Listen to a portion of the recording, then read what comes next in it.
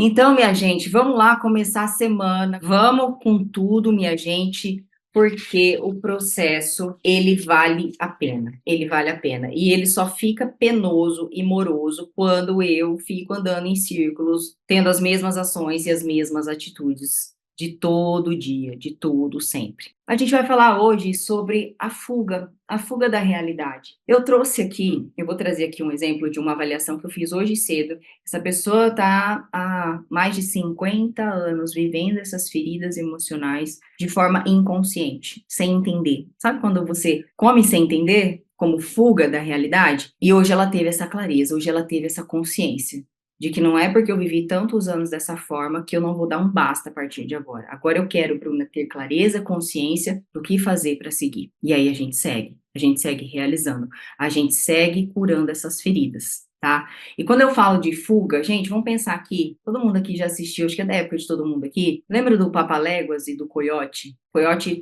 na caça, na busca, na ânsia, para poder pegar o Papaléguas ali de todas as formas. O fato é que o Papaléguas, ele sempre consegue fugir, ele sempre consegue um atalho, ele sempre consegue alguma coisa miraculosa ali que tira ele daquela situação. Claro, né, como um bom desenho animado, tá tudo certo encontrar um atalho e ser feliz e pegar a sua fuga. Só que na nossa vida, o coiote, os nossos problemas da vida real, eles nos pega e pega feio. E muitas vezes, problemas que estão acontecendo hoje, problemas que estão acontecendo nos dias atuais, problemas que já aconteceram. Na avaliação que eu falei, essa mulher falou assim, Bruna, eu perdi meu pai, mas já tem tanto tempo, já, uns 8 anos mais ou menos, e não deveria estar sentindo isso, não deveria ainda ter esse sentimento de perda, já deveria ter acostumado. Gente, quando uma ferida fica aberta, não importa o tempo que passe. Existem feridas, se a gente parar para pensar aqui, desde a nossa infância, que a gente lembra, sabe aquela coisa? Quando eu era criança pequena lá em Barbacena, tem coisa que a gente lembra dando risada, tem coisa que a gente lembra tirando sarro, às vezes junta a família toda, mas tem coisa que a gente lembra que a gente não quer lembrar, que logo a gente fala, ai, para de pensar nisso. Por quê? Não foi curado aquilo, não foi curada aquela dor, não foi curada aquela ferida. Quando a gente lembra de uma situação na escola, de um momento de humilhação, de um momento de vergonha, de um momento de rejeição, a gente não cresce e fala assim, gente, eu lembro quando eu fui rejeitada, nossa, foi muito legal. Hoje em dia eu vejo que foi bobeira. Não, a gente lembra com dor. Por quê? Porque a gente passou a vida com medo de ser rejeitada novamente, com medo de passar sentindo aquela sensação novamente. Então, os problemas que acontecem atualmente, os problemas, os anseios do passado, eles nos pegam. Esse coiote consegue pegar. A gente não consegue criar atalhos para fugir, assim como o Papaléguas. A gente não consegue fugir no sentido de dar tudo certo. Não, a gente foge justamente porque não sabe e não está conseguindo lidar com as situações ou com os anseios que eu estou tendo, anseios que eu estou sentindo. Eu não sei se é o caso de alguma de vocês aqui, não precisa se expor também para falar, mas muitas mulheres relatando abuso na infância, medo de contar, medo de compartilhar. Mulheres que, quando eram crianças pequenas, compartilharam com os seus responsáveis e não tiveram o crédito, não tiveram a sua história validada. Isso é coisa da sua cabeça. Isso não existiu, para de inventar coisa, para de querer aparecer, para de querer chamar atenção. E quando eu tenho um sentimento tão importante desse invalidado por alguém que eu confio, eu cresço achando que eu não tenho crédito. Eu cresço achando que eu não sou confiável, no sentido de que eu vou fazer alguma coisa e as pessoas não vão acreditar em mim. Aí eu chego num processo de emagrecimento que parece que é fútil, que parece que é superficial, porque a gente está falando sobre emagrecer, e a última coisa que a gente fala aqui no nosso processo é sobre o que vai conter dentro do seu prato. Arroz integral ou não sei o quê. Gente, vocês já perceberam, vai muito além disso. Não é sobre a comida, o que comer vocês já sabem. O que comer vocês já sabem. Então, no começo, no formulário da avaliação, essa aluna colocou o que te impede de emagrecer? Falta de conhecimento e falta de disciplina. Óbvio, depois de toda a conversa, o que falta para você emagrecer? O que te impede? As minhas dores, os meus medos, o medo de fracassar, o medo de ser rejeitada, o medo de ser julgada, eu não tenho crédito. Não é falta de conhecimento. Tem conhecimento a dar com tal, já passou por muitas nutricionistas, já tem conhecimento sobre o que comer na prática ali já há muito tempo. Eu sei que você também tem. Eu tinha conhecimento, mas achava que não era, porque eu não sabia o que era que me levava a comer de forma descontrolada. Ah, sei lá, vai ver, eu ainda não sei direito uma dieta que é porreta mesmo, aquela dieta que vai encaixar. Não é sobre isso. Ah, porque é falta de disciplina. O que está por trás da falta de disciplina? O que faz com que eu não consiga ter constância? O que faz com que eu não consiga me colocar e me dispor a realizar ações que vão ser benéficas para mim, enquanto mulher que quer essa transformação. Aí pensa, eu fui invalidada lá, um sentimento totalmente invalidada, estou totalmente sem crédito. Você acha que quando eu iniciar um processo de emagrecimento, eu estou falando isso, gente, de forma inconsciente, para a gente começar a trazer clareza para cá. Sempre a gente vai trazer consciência para o nosso processo. Sempre é um passo a mais. Aí eu começo o processo e falo, não, mas isso aqui não dá certo, não tem nem como, acho que eu vou conseguir, tem como, não acredito, não acredito em mim, não acredito que um dia eu posso ser magra, não acredito que um dia eu posso chegar num corpo que eu quero e permanecer nele, não dá. E aí a gente não sabe de onde vem isso. E na maioria das vezes, ela vem da invalidação dos nossos próprios sentimentos, da invalidação da nossa própria capacidade, sabe? Então a gente precisa ter muita clareza e muita consciência de que não é na superfície que a gente vai atuar. Porque a fuga, gente, nada mais é do que a gente tentar fugir, né? Tentar fugir de enfrentar os nossos sentimentos, os nossos traumas, os nossos anseios, as nossas frustrações, os nossos problemas. Então a gente começa a fugir dessa realidade, porque essa realidade dói, essa realidade é pesada, e quem foge da realidade é criança, e a criança que eu falo aqui é total sem julgamento. Ai, eu sou infantil, eu sou imatura, não é sobre isso. A criança que eu falo aqui, quem foge é aquela criança lá atrás, que foi invalidada, que foi rejeitada, que foi humilhada. Aquela criança foge disso. Mas quando eu assumo essa postura de mulher, essa mulher não foge. Por mais que doa, eu quero enfrentar isso porque eu quero acabar com isso. Quero acabar com esse problema. Então a gente precisa realmente olhar para isso hoje, tá? A gente precisa olhar para isso hoje, porque senão é como se fosse o pote de ouro no arco-íris, o baú de ouro, sei lá como é que era. Eu ficava olhando quando eu era criança, eu jurava que existia. Eu ficava eu e meu primo tentando contar quantas quadras a gente precisaria correr, andar. A gente sempre calculava, mas o arco-íris some muito rápido, né? Quando a gente pensava em colocar em prática a nossa execução, nosso plano de ir em busca do pote de ouro lá do baú, acabava. Acabava o arco-íris, sumia. Então, a gente está aqui na primeira ponta do arco-íris no problema. Aí eu olho lá no final do arco-íris, aquele pote de ouro, aí lá está a solução. Mas a solução, ela está no meio do caminho. Ela está em enfrentar cada problema. Se eu passo fugindo da minha realidade, se eu passo fugindo dos meus sentimentos, se eu passo fugindo dos meus problemas reais, eu nunca vou trazer a solução para cada problema. Eu vou estar sempre em fuga, sempre tentando olhar o pote de ouro. Nossa, mas olha lá, né? Olha, bem que eu queria, mas você viu o arco-íris sumiu, então não dá. Você viu? Bem que eu queria fazer atividade física. Você viu bem que eu queria, mas não dá. Ah, Bruna, eu já entendi porque que eu não emagreço, porque eu não tenho disciplina e constância na atividade física. É isso que me falta. Será? O que está por trás de faltar constância? O que está por trás de faltar disciplina? O que é que eu coloco ali? Né, o medo de me frustrar, o medo de me dedicar a esse processo, o medo de dar o meu melhor nesse processo, me dedicar ali e chegar lá no fim do arco-íris e não tem pote. Antes de eu me frustrar, eu já me defendo inconscientemente a parar, a me sabotar, a arrumar meios, mecanismos de defesa. A gente já falou sobre alguns, tem muitos mecanismos de defesa para a gente olhar e entender como o nosso cérebro faz para nos proteger. E eu já falei para vocês, o mecanismo de defesa, ele parece muito bonito e parece realmente que vai funcionar e nos proteger, mas é como aquela mãe super protetora que não deixa o filho desenvolver as habilidades, não deixa o filho desenvolver a autonomia, e aí quando ele cresce, ele não tem segurança e confiança para realizar as coisas, porque sempre teve alguém realizando por ele. E é a mesma coisa na questão do mecanismo de defesa. Deixa eu beber água. Então, minha gente, a solução é enfrentar.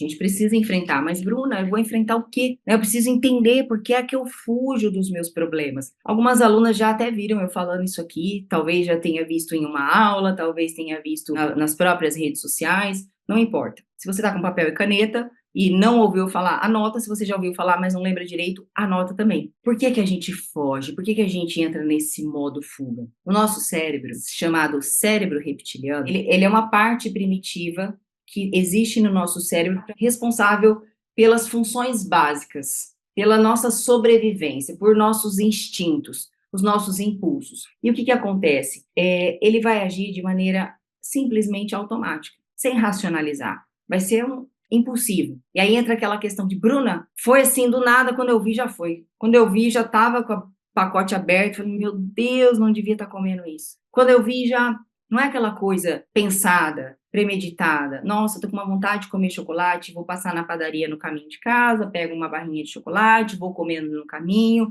com consciência. É um impulso para conseguir lidar com alguma situação, para conseguir lidar com aquilo. Então, não tem um raciocínio lógico. Não paro para pensar. Ai, nossa, estou passando por essa situação, né, de tensão, por esse problema, por esse desafio, estou passando por isso, então eu vou comer. Se a gente parasse para racionalizar, a gente não teria o impulso, porque logo antes de eu ter o impulso, eu já estou racionalizando, eu já estou colocando em prática a consciência. E com consciência, a gente tende a dizer não, a gente tende a ter um impulso menor, na verdade. Quem aqui se percebe, ou se percebia, né, às vezes temos algumas alunas que já evoluíram nesse aspecto, comendo dessa forma, no impulso. A hora que eu vi já foi, Bruno. A hora que vi, não teve jeito, comi. Fala aqui para mim no chat. Por quê? Porque é exatamente isso que a gente vai precisar entender. A gente vai precisar entender como é que o cérebro adota Edme. Edme ou Edmé? Já perguntei isso para você, né? A gente já falou no WhatsApp, eu já perguntei como é que pronunciava. E eu esqueci. Vou falar Edmé, isso é chique. Você é assim, você é assim, não, você está assim, não é.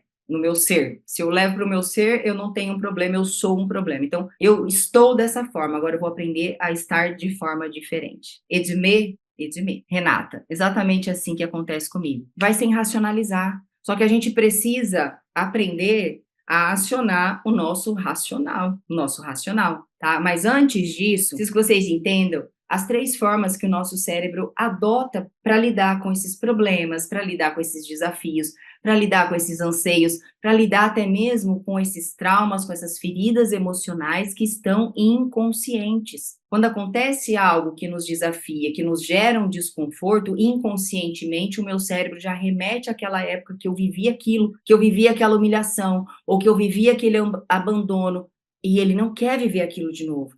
Tanto que não quer viver que ele jogou para o seu inconsciente, que é para você não ficar se lembrando daquilo o tempo todo, ele está te protegendo. Só que quando ele te protege jogando para o inconsciente, você não tem meios de aprender a lidar e se fortalecer emocionalmente em relação àquilo. Por isso que eu falo, é um mecanismo de defesa que nos protege da dor, só que não nos fortalece para passar pela dor novamente, porque a gente não vai ser rejeitado só uma vez. A gente não vai ser humilhada, ou pelo menos ter a sensação de humilhação uma única vez. Concordo? A gente vai passar por aquilo, e se a gente aprende a passar por aquilo, se a gente já está mais fortalecido naquele aspecto, é muito mais fácil de trilhar aquele caminho. Eu sou assim com bebida alcoólica também no final de semana. Eu era assim com bebida alcoólica. E aí vinha a pessoa que eu não era, me tornava agressiva, agressiva nas palavras, agressiva às vezes até de querer.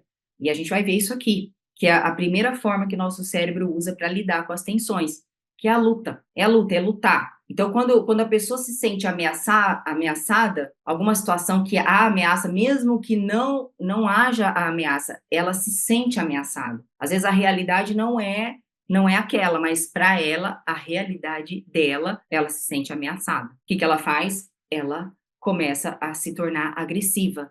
Agressiva nas palavras, agressiva no comportamento, no fisiológico, e às vezes até parte para agressão, dependendo do nível, tá? Eu falo que não vou beber, mas quando assusto, já estou com o copo na mão. Então vamos parar de levar susto, né, minha filha? Vamos parar de levar susto aí. Vamos ver isso, esse racional, porque daí a gente precisa pensar antes, né? Imagino que você não esteja ali e tal, e de repente aparece a bebida e tá bebendo. Existe algo que você sabe, o ambiente que você vai estar, vai ter bebida, enfim. Há algo que já é mais preparado, mais premeditado, que a gente consegue dar um passo atrás e pensar um pouquinho melhor antes. E quando a gente foge, né? A gente foge para evitar os problemas, evitar a dor. E o que acontece quando a gente faz a fuga? Acontece a procrastinação. A gente começa a deixar para depois. Porque eu olho assim para minha mesa, eu olho para minha casa que tá uma bagunça, eu olho para as minhas finanças que tá uma bagunça, eu olho para o meu casamento. Ai, deixa, não, depois eu vejo isso. Ai, não, depois eu pago essa conta aqui, depois eu somo as minhas contas, depois eu olho minha fatura do cartão. Ai, depois eu. E depois? Ai, depois eu faço tanto trabalho para fazer que é melhor não fazer nada, já que eu não vou conseguir fazer, e eu vou deixando para depois. É um meio da gente fugir da nossa realidade, né? Eu acabo buscando um refúgio na comida, na bebida, no cigarro, enfim, em qualquer outra coisa. Nas redes sociais, na distração, né, de ficar assistindo muita televisão, acompanhando, maratonando séries, e tendo um monte de... Nada contra maratonar série, mas pera lá, eu tenho um monte de compromisso a ser realizado. Eu quero mudar o meu corpo, então eu quero me propor a fazer atividade física. Eu quero ter sucesso em tal coisa, eu quero me dispor a estudar para me desenvolver naquilo. Quero passar num concurso público, eu quero dispor de tempo para estudar. Só que aquela realidade causa tanta tensão, assumir esses compromissos causa tanta tensão, que eu acabo deixando isso de lado e fujo para distração. Eu fujo porque naquele momento que eu estou maratonando um monte de série, eu não tenho compromisso com nada, estou distraída. Só que quando acaba, a realidade vem. A mesma coisa acontece com a comida. Eu fujo para a comida, eu como para preencher aquela preocupação que eu não quero lidar com aquilo naquele momento. É difícil para mim, eu não quero. Ou a paralisia, né, que é a terceira forma com que o nosso cérebro usa para lidar com esses problemas. A gente vai se sentir totalmente incapaz de agir, totalmente incapaz de decidir. Ah, eu não sei como decidir isso. Se chega um problema, cai na sua mesa, cai no seu colo, um problemão para decidir, a pessoa paralisa. Já perceberam, assim, quem trabalha em ambiente de trabalho que tem bastante gente, empresa grande, às vezes quando o chefe manda chamar na sala, você começa a perceber por reações. Já falei que vocês vão se tornar as analistas das pessoas, não só de si mesmas, mas vão começar a olhar o comportamento dos outros. Aqui mais uma chance. E aí você olha para o chefe chamou. Às vezes a pessoa até paralisa ali. Ai, meu Deus, o que será que eu fiz de errado? Ela nem quer ir, ela não quer sair do lugar, começa a passar mal, mas ela tem que ir, mas ela paralisa, inicialmente falando, né?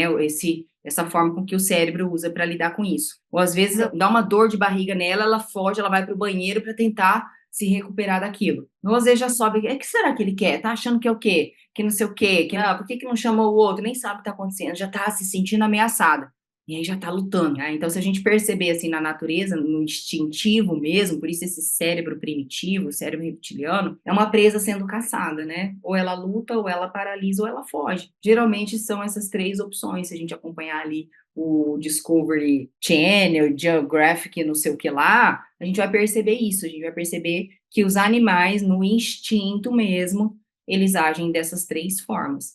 E é a mesma coisa, é instintivo o nosso cérebro. Só que a gente precisa trazer isso para o racional, porque nós somos seres racionais. Então a fuga, por isso que eu trouxe a fuga aqui, ela é a maneira no qual o nosso cérebro usa para lidar. Ele vai fugir para a comida. Né? E as feridas emocionais, elas alimentam essa fuga. Muitas feridas emocionais vão alimentando esse modo fuga. Alguém aqui já percebeu, já notou, como eu falei aqui, reações de pessoas em momentos de tensão? Às vezes olha o marido, às vezes olha o filho. A minha filha é do paralisar. Gabriela, às vezes eu chamo Gabi, não escuta. Gabi, Gabriela, ela fica assim parada. Eu vou lá, que foi, filho? O que aconteceu, mamãe? Eu não fiz nada. Tá bom? Eu sei que sabe, tô te chamando, chamei umas 5 vezes, você não escuta? Porque já fica preocupada. O que será que fez? Às vezes até fez uma arte, mas eu não tô sabendo. Aí pensa, será que minha mãe descobriu? É a forma instintiva de lidar com aquele momento de tensão. Pô, minha mãe tá gritando meu nome alto, Gabriela ainda não chamou Gabi? Meu Deus, alguma coisa tem. Algo de bom não vai acontecer. Então, essas feridas emocionais, elas vão alimentar a fuga. Por exemplo, a gente estava falando no começo da rejeição. Rejeição é aquele sentimento que a gente tem medo de não ser aceita ou não ser amada. Desde pequena, né? Desde pequena, a gente tem medo de não ser amada pelos pais, principalmente quem tem irmãos, né? Aí vem um irmãozinho, vem o outro. Eu não tive irmãos, gente, não tive. Essa parte aqui, eu não sei como é lidar com irmão, né? Tinha uma renca de primo que ficava todo mundo disputando ali, e a gente não disputava muita atenção do adulto, porque os adultos não davam a mesma atenção. Eu disputava mais brinquedo, comida, disputava mais essas coisas. Mas, enfim, não acredito que isso tenha sido um problema. Mas o sentimento de não ser aceita ou de não ser amada, ele começa com a sensação de não ser amada pelos pais. Depois de não ser aceita num grupo, chega na escola, tem medo de ser rejeitada, e às vezes é rejeitada naquele momento. Vou dar um exemplo até que aconteceu hoje, que eu conversei com a Gabi, um papinho mais cabeça, que ela falou sobre as amiguinhas, ela mudou de escola agora, no meio do ano, então ela fez duas amiguinhas assim, conversa até com as outras pessoas, mas acabou, ela é de poucos amigos, então ela fez duas amiguinhas, colaram ali e tá tudo certo. Mas ela falou assim, ai mamãe, é ruim, né, porque assim, eu queria ser amiga de todo mundo. Falei, filha, dificilmente a gente vai ser amiga de todo mundo. Você pode ver pessoas que têm bastante colegas, mas a gente está falando de amigo, amigo mesmo, aquele vínculo, né, aquela conexão. Então, não fica se sentindo mal por isso, porque se você, e isso serve para vocês também, falando aqui, se você olhar para o que falta, você não vai conseguir ver o que você tem. Então, às vezes, você está olhando lá para aquela turminha, você chegou agora, né? E elas já têm a turminha delas formada. E ela fez amizade com as duas que também vieram de fora há alguns meses atrás. Então, elas também vieram de outra escola e não foram assim aceitas no grupinho. Tudo bem, gente, a gente é assim mesmo, criança é assim mesmo, tem a panelinha fechada, dificilmente vai abrir até que se conecte, às vezes vai fazer um trabalho junto, vai conectar e falar, ah, até que a Gabi é legal, ó, acho que a gente podia chamar a Gabi agora, e vai entrosando. Mas assim, de cara, de início, não acontece, diferente dos meninos. Tudo, ah, chegou, gosta de bola, você joga bola, bola, pronto, tá todo mundo jogando bola junto, no outro dia já são melhores amigos. É assim que funciona, né? Então eu disse para ela, a gente não vai ser amigo de todo mundo, porque a gente não vai agradar todo mundo. Jesus foi crucificado porque muita, mas muita gente não gostava dele. Muita gente gostava, mas muita gente não gostava. Então, se eu fico olhando para o que está me faltando, eu olho e falo, poxa vida, aquele bando de menina, olha lá, tem um monte de menina que não me aceitou. Aí eu começo a tentar moldar comportamentos, tentar me adaptar, tentar fazer com que as pessoas gostem de mim e perco quem realmente me aceitou do jeito que eu sou, que foram as duas amiguinhas. Então, olha, filha, olha para o que você tem. E tá tudo bem se elas não te deixaram entrar. Você não precisa mudar você mesma para entrar ali. Uma hora, se elas se conectarem com você, tá tudo bem. Seja educada, respeite o colega e tá tudo bem. Porque a gente trazendo aqui para nós, a gente tem essa tendência a olhar para o que nos falta. E quando eu olho para o que falta, eu não consigo reconhecer o que eu tenho. E aí eu tenho esse vazio, essa sensação, esse sentimento de que parece que eu não sou amada, parece que eu não sou aceita, porque o meu foco está onde está me faltando algo. Então a gente precisa começar a olhar para isso. E muitas vezes a ferida da rejeição pode ter acontecido na escola. E claro, os nossos pais, imagina que eles não tinham esse tipo de orientação para gente. A gente nem falava na escola que tinha sido rejeitada ou humilhada por algum amiguinho. A gente tinha que engolir aquilo sozinhas. E aí é por isso que essas feridas ficam ali abertas e a gente, quando cresce como adulta, nem tem noção que aquilo está moldando o meu comportamento na atualidade. Acha, imagina, lá atrás, quando aquilo aconteceu, lá atrás, quando aquilo aconteceu. Eu não lidei, não soube como fazer aquilo e fiquei com medo de ser rejeitada ou ser humilhada, tirarem sarro de mim. Então, a gente precisa ter essa noção de que feridas que estão lá atrás moldam os nossos comportamentos de forma inconsciente. E às vezes eu não entendo o porquê desse comportamento atual. Gente, mas por que todo mundo consegue menos eu? Aí eu continuo alimentando aquela vítima, tendo pena de mim mesma. Ah, porque ninguém me ama, aí eu vou lá e me comporto para afastar a pessoa. Aí crio na minha cabeça, como na avaliação de hoje, né, que a gente chegou ali, ela chegou à conclusão, falou, Bruno, eu crio na minha cabeça que a pessoa não gosta de mim, que ela pensa mal de mim, que ela acha que eu sou um fracasso, e aí eu já me esquivo dela. Eu não sei como acontece, e ela vai e me rejeita. Ela não te rejeita. Você causou a rejeição, inconscientemente você causou a rejeição. A partir do momento que você cria a história, que você acha que a outra pessoa está pensando sobre você, porque você está se sentindo um fracasso, você está insegura de estar naquele ambiente, e aí você coloca que aquela pessoa está pensando isso de você. E se eu sei que uma pessoa está pensando mal de mim, ela acha que eu sou um fracasso, ela acha que eu sou derrotada, eu vou chegar toda, oi, animadona para ela, ou eu vou chegar já meio ressabiada, meio fria. É claro que a pessoa não vai se aproximar. É claro que eu vou ser rejeitada. E aí eu confirmo. Então eu tenho comportamentos que confirmam aquela minha ferida, aquele meu medo, aquela minha crença, porque inconscientemente eu vou ter atitudes para fazer com que a pessoa acabe me rejeitando. E é uma dor que eu não quero viver e acabo repetindo e vivendo sempre. Tá? Às vezes me percebo sentindo necessidade de agradar as pessoas. Me preocupo em agradar a todos. E não vamos agradar a todos, gente. E isso é uma ferida. É uma ferida. Eu preciso ser aceita. Eu tenho medo de ser abandonada. E muitas vezes vem até da comparação, né, que os pais fazem, né, justamente para nos motivar a ser melhores, né, sem intenção de nos humilhar, mas acaba comparando e a gente sentindo esse medo de ser rejeitada, sentindo a necessidade de agradar para fazer parte. E aí eu tento agradar todo mundo, não agrado ninguém. Ser educado com uma pessoa, ser, né, é diferente você fazer algo para agradar quem você ama, quem já te aceita, é outra coisa. Mas agradar para fazer parte, para ser aceita por todos, vai criar esse vazio, vai criar esse buraco. E onde eu busco esse buraco? Porque o tempo todo eu tô tentando agradar, tô tentando fazer as pessoas felizes e eu não tenho esse reconhecimento, eu não tenho esse retorno. Vai criando um buraco, eu não me preencho. Eu tô tentando agradar, justamente tentando agradar as pessoas para me preencher dessas pessoas. E eu não me preencho, porque eu não vou agradar todo mundo. E aí eu busco o quê? A comida para me preencher. Não consigo lidar com aquela dor, com aquela rejeição. E entra também a ferida do abandono, que é aquele medo de ficar sozinha, o medo de ficar desamparada. Muitas vezes isso acontece lá na infância também, quando os pais se separam, quando os pais brigam demais, a criança fica insegura, com medo de ser abandonada, o tempo todo com medo de ser abandonada. E aí vai criando esse buraco com essa sensação de solidão. E já desde a infância, a criança começa a conhecer a comida como fonte de companhia. Ai, aqui dá certo, aqui é como se ela sentisse aquele carinho que a comida pode dar, que na verdade a comida não dá carinho nenhum, né? A comida não dá carinho, a comida não faz companhia, a comida não faz nada disso. Mas a sensação que ela traz em meio àquela insegurança de ver a instabilidade dos pais como casal, pessoas que deveriam ser o porto seguro estão ali gerando insegurança. E eu fico com medo de ser abandonado. Aí eu cresço, tenho medo de ser abandonada pela minha melhor amiga.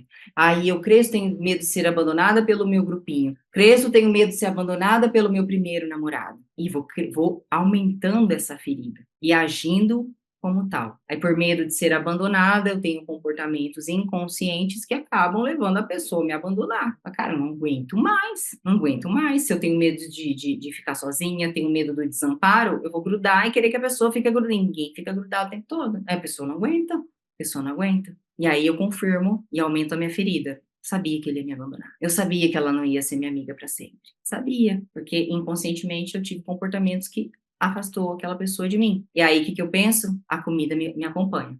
A comida me preenche. Às vezes, medo da humilhação. A humilhação. Nessa avaliação de hoje, o pai dessa moça era alcoólatra. Então, ele ia buscar ela na escola muito bêbado, fazia ela passar muita vergonha. Ela tinha muita vergonha, se sentia muito humilhada. Os coleguinhas riam, contavam, muita humilhação. E cresceu com medo de ser humilhada. Então, penso, o quanto isso não interfere na vida como um todo. Ai, mas vai que eu sou humilhada, vai que eu subo lá para palestrar e sou humilhada, vai que eu subo na escola para apresentar aquele trabalho e todo mundo vai apontar e rir de mim, igual faziam quando eu era criança, quando eu era menor, quando meu pai fazia eu passar por esses momentos de humilhação. Ai, vai que eu começo a namorar e aí o cara me trai e todo mundo fica sabendo, olha que humilhante. Não, deixa quieto. Prefiro nem me envolver em relacionamento sério. Ai, vai que eu começo a fazer o processo de emagrecimento, as pessoas estão sabendo e depois eu engordo tudo de novo. Imagina que humilhante. Vão ver que eu não sou capaz mesmo.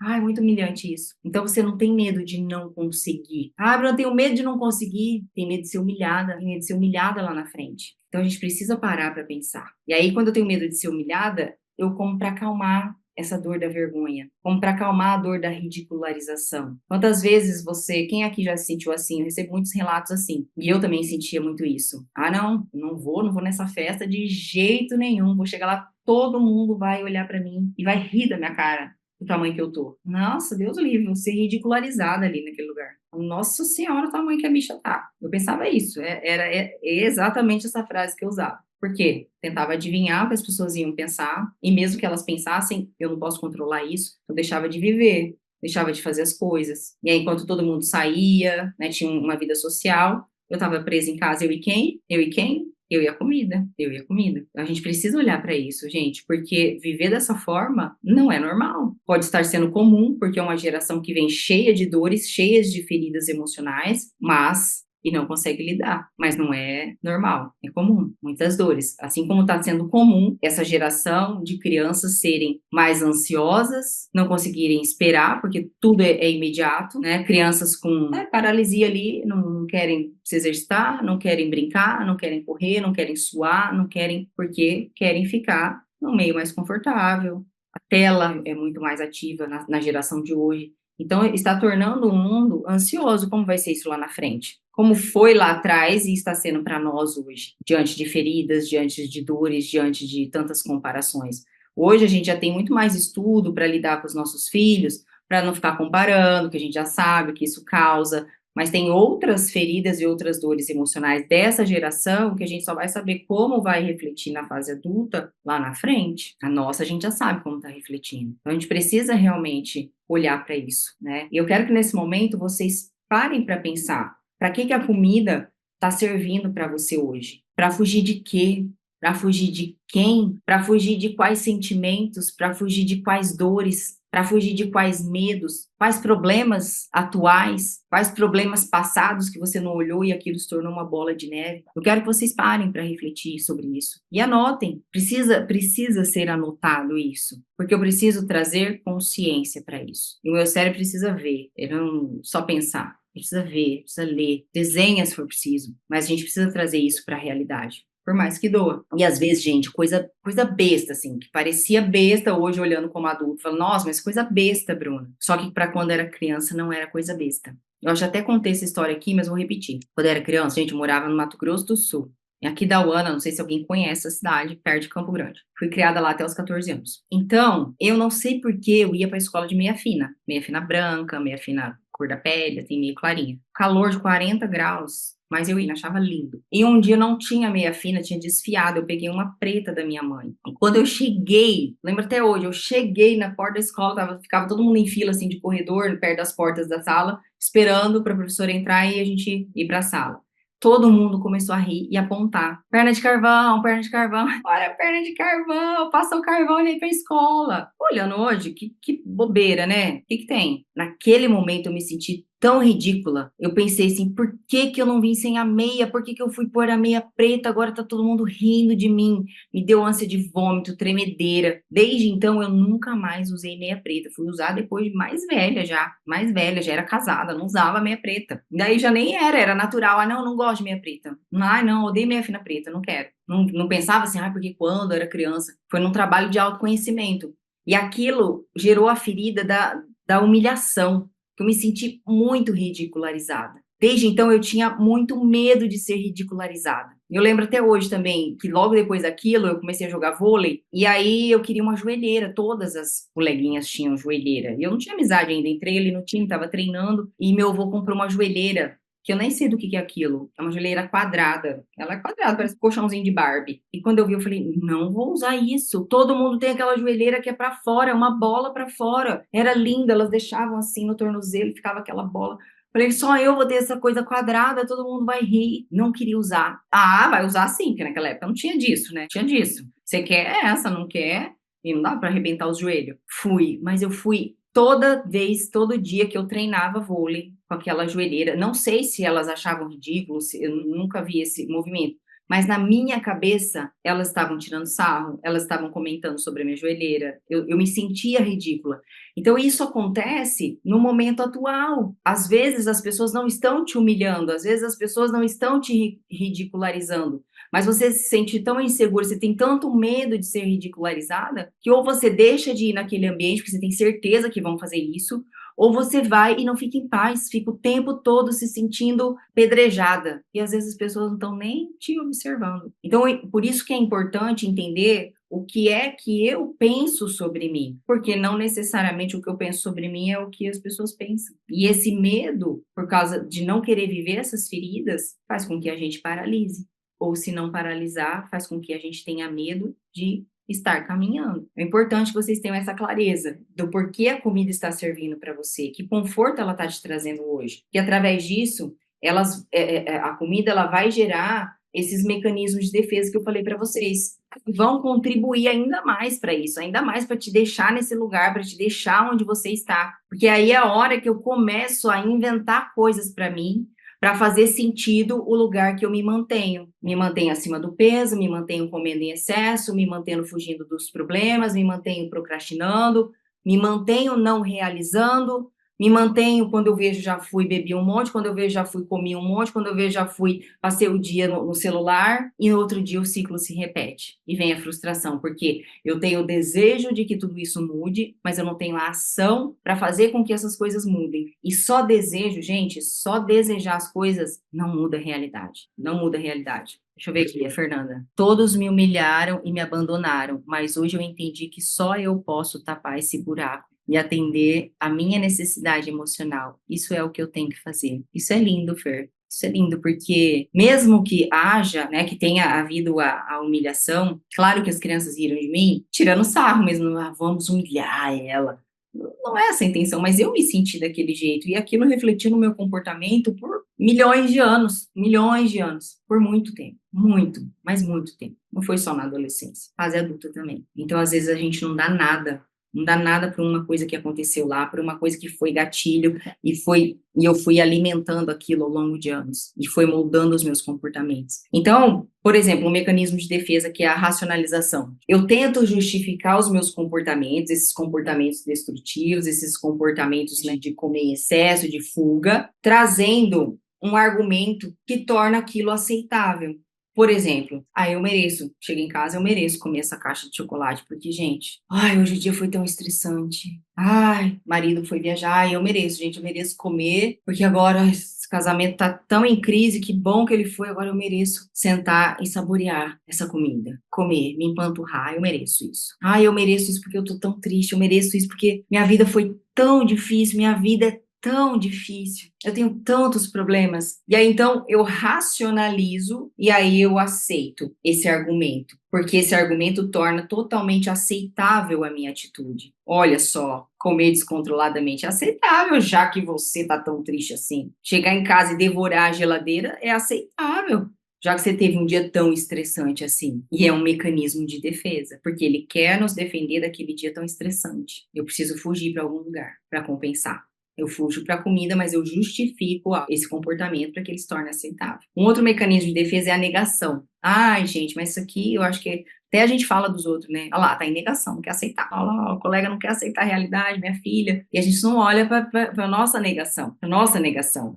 Que é a gente se recusar a aceitar a nossa realidade, aceitar a gravidade do nosso problema, seja ele qual for, a gente não quer aceitar. Porque aceitar a gravidade de um problema vai tornar tudo muito intenso. E aí o nosso cérebro lembra que ele vai nos defender, ele quer evitar a dor, ele quer evitar que eu passe por aquele desconforto. Então tá, eu não posso fingir que não existe um problema. Estou fingindo, mas eu preciso reduzir aquele problema. Preciso reduzir. Até que não tá tão ruim assim, né? Eu fazia isso, né? Então, por exemplo, igual eu falo para vocês, tinha um guarda-roupa sanfona. Ia do 36 até o 46.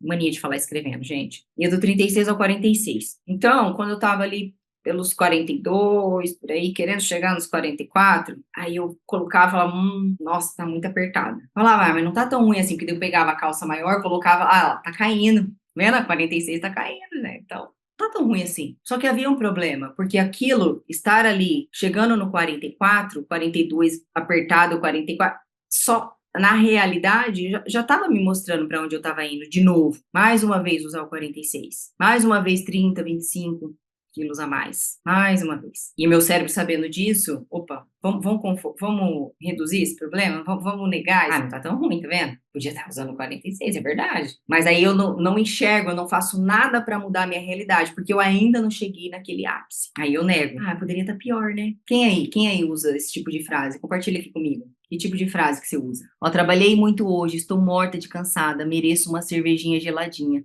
É assim que a mente me seduz. Exatamente. Eu mereço, né? Comportamento totalmente aceitável. Mas aí, para quem quer emagrecer, ter o corpo que deseja ter saúde, ter tudo que você já identificou porque você quer emagrecer, não é então aceitável. É uma racionalização que não é para ser aceitável, porque não vai te levar para o sucesso, pelo contrário, vai te gerar frustração. Se não gerasse frustração, não estaria aqui, não é verdade? Então, quais são os problemas que a gente coloca, a gente sabe que são problemas que têm uma gravidade, que mostra a nossa realidade, mostra a realidade atual, mas a gente tenta reduzir e colocar aquele problema que é um problemão como um probleminha.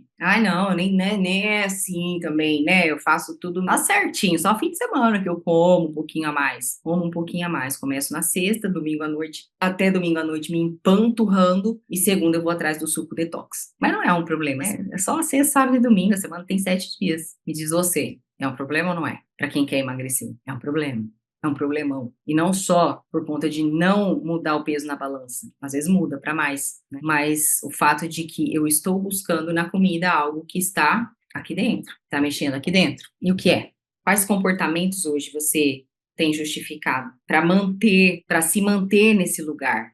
Gente, porque sair desse lugar requer passar pelo desconforto, requer olhar para essas dores, requer olhar para essas feridas, requer tomar a posição de mulher, assumir a posição de mulher, para que a criança não decida mais, para que a criança não tome as decisões. E aí, estou me enganando? Olhando aqui diante do que a gente conversou hoje, estou me enganando realmente? Eu não estou me enganando. Estou fingindo argumentos para que ele seja racional, para que a realidade seja aceita. E assim eu me mantenho no lugar que eu estou, desejando estar em outro, mas pelo menos eu justifico o porquê que eu estou aqui. Ó, eu só tô aqui porque minha mãe foi muito rígida quando eu era criança, sabe? Muito rígida, eu sofri demais e agora eu acabo comendo pra descontar essa tristeza. Pois é, mas a gente pode contar uma outra história, né? Foi rígida, não dá pra voltar e fazer diferente. Minha mãe foi muito rígida. Apesar de ter sido dura comigo, apesar de ter sido difícil pra mim, eu ter desenvolvido várias questões emocionais, essa rigidez dela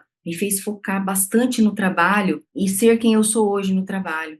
Essa rigidez dela me fez ser uma boa mãe hoje, por conta de eu ter absorvido isso e não ser uma mãe que deixa o filho fazer o que quer, mandar, desmandar. Hoje eu consigo colocar na linha as coisas. Então, muitas coisas eu desenvolvi através justamente dessa rigidez, que me causou dores emocionais, mas também que me trouxe alguns benefícios. Agora, as dores eu vou olhar e trabalhar, os benefícios dela eu vou continuar me mantendo nele. Percebe que eu não preciso usar só como a desculpa para continuar confortando a dor? Ah, Bruna, é porque os meus pais se separaram quando eu era criança e depois disso eu passei a buscar na comida. Porque quando você era criança, você era vulnerável. Você precisava da segurança dos dois pais juntos. E agora, como adulta, você, como mulher, precisa olhar para você. Você, como mulher, se você tem marido, família, é nessa família que você vai focar. É ali que você não vai replicar o que você acabou vendo quando criança, entende? Mas daí quando eu fico alimentando essa dor lá da infância com a comida, essa menina que precisava ser confortada lá atrás está sendo confortada hoje, só que essa menina não existe mais, já foi, ela não tem como fazer isso. Mas você tem como fazer isso por você. Ah, Bruna, é porque tá tão difícil, a vida tá tão difícil. Tá difícil. E apesar de estar difícil, como é que eu faço? Apesar de estar difícil, como eu me coloco no comando das minhas ações. A gente precisa ter clareza e consciência para tudo isso. E essa aula de hoje foi exatamente mais um momento da gente acessar o nosso inconsciente, da gente acessar o que realmente está me levando a justificar comportamentos que eu sei que não vão me levar nunca para o caminho e para o sucesso do que eu quero. Seja ele no emagrecimento, seja ele no casamento, muitas coisas a gente justifica também, né, desde a infância. A gente replica inconscientemente no casamento, e aí vai desgastando o casamento. A gente replica com os nossos filhos, depois se sente culpada, se arrepende, fala, meu Deus, não devia ter feito isso, e aí faz de novo, porque é algo que está enraizado, no qual eu não consegui lidar e olhar ainda para ele. Faz sentido isso para vocês, minha gente? Faz sentido. Então eu preciso que vocês entendam hoje e se digam hoje qual é a realidade que você está negando hoje. Quais são as justificativas que você está dando para você mesma para se manter onde é que você está hoje. Ah, foi cansativo, né? Então eu mereço uma cervejinha, uma geladinha.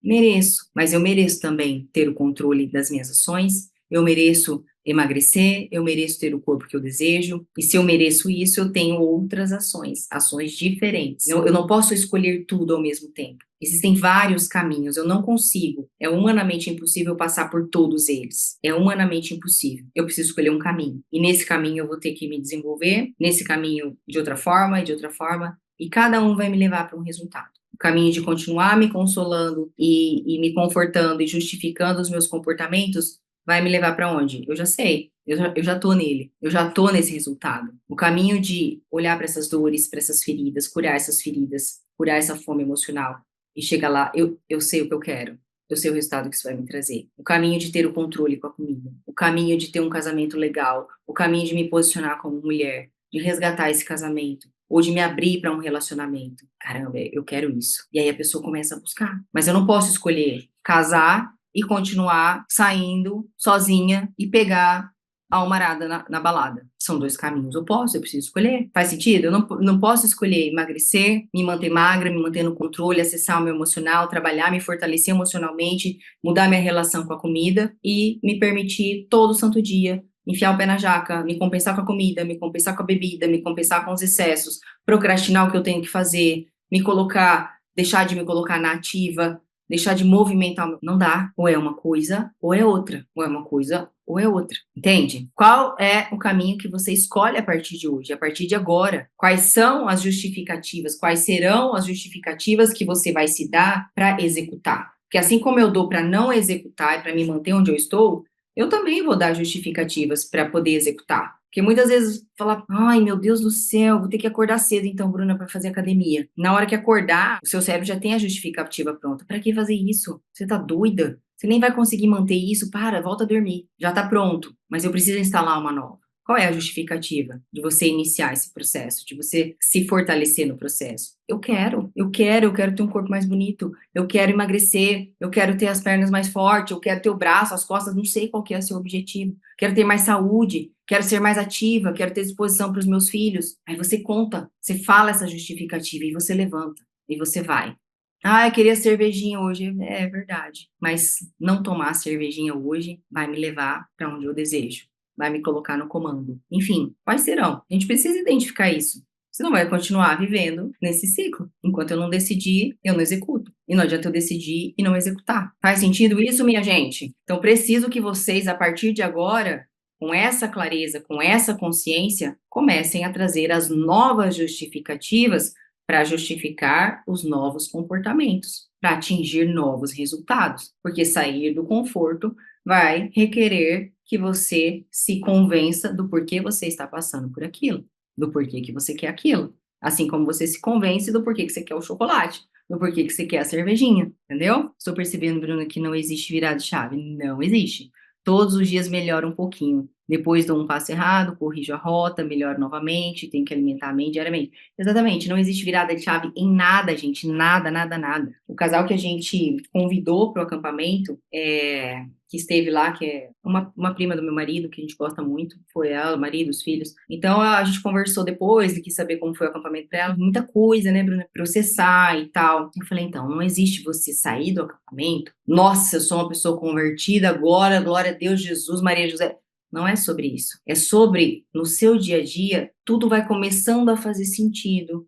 Você vai começar a escolher, você vai errar, só que você vai ter mais consciência de qual é o caminho que você vai escolher, de qual é o caminho do que o acampamento te tocou e você quis escolher a partir dali. E aí você vai começar a inserir uma oração com seus filhos, que não tinha hábito, de repente aquilo lá já se torna uma rotina na sua casa. Então, não existe eu fui no acampamento, virei a chave, saímos, somos agora a família Anjos. Não é assim que funciona. Eu vou errar, eu vou virar pro marido, às vezes vou falar assim, cara, você não falou lá no acampamento, você ia mudar e melhorar? Pelo amor de Deus, eu não sei por que foi, eu vou julgar o marido. Na hora da calma, eu vou falar, putz, desse jeito não tem como mudar. Preciso respirar, a hora que tiver calma, a gente conversa, e a gente vai mudando de atitude. Enquanto eu fico esperando a virada de chave, eu não absorvo o conteúdo de forma a praticar. Porque, poxa vida, achei que hoje nessa aula ia ter aquela virada de chave, Bruno, não teve? Você vê que falou sobre comportamento, sobre isso, sobre aquilo. Pois é. O que você vai praticar daqui para sua chave ir virando? É essa a história. É sobre isso. É sobre eu me permitir enfiar a chave, ir virando, ou ter um molho de chave até acertar a chave certa, e aí eu viro.